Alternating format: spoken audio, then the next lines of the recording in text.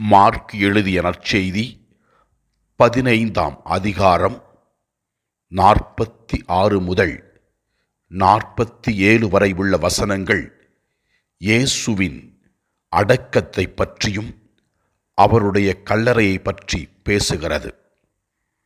இதோ, அரிமத்தயா ஜோசப் என்கிறவரும் அவரோடு இருந்த ஒரு சில நபர்களும் இயேசுவை கல்லறையில் அடக்கம் செய்தார்கள் என்றும், இதை இயேசுவின் தாய் மரியாவும் மகதலா மரியாவும் பார்த்து கொண்டிருந்தார்கள் என்று நமக்கு விளக்குகிறது.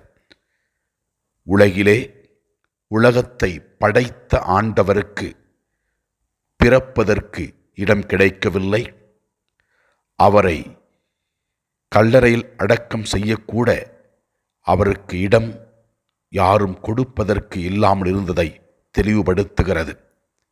ஏன், அவர் இறந்தது கூட விண்ணிற்கும் மண்ணிற்கும் இடையிலே சிலுவையிலே மரித்தார்.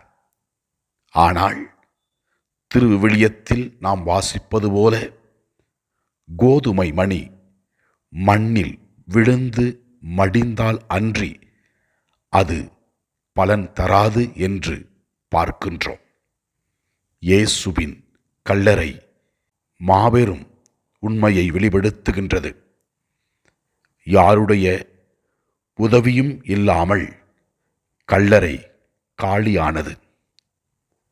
இறந்தவர்களை அடக்கம் செய்ய மக்கள் உதவுகிறார்கள்.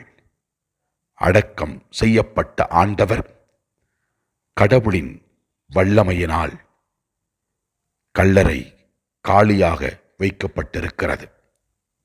இது மாபெரும் உண்மை. இயேசு சொன்னபடியே அனைத்தும் நடந்தது. நாம் ஆண்டவரில் நம்பிக்கை வைப்போம்.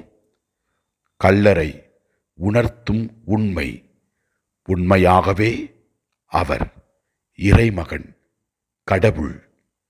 நாமும் இயேசுவோடு பேசுவோம். இயேசுவோடு பேசுவதன் மூலமாக இயேசு நம்மிடம் பேசுவதை நாம் மற்றவர்களுக்கு கொடுக்கும் நபர்களாக மாறுவோம்.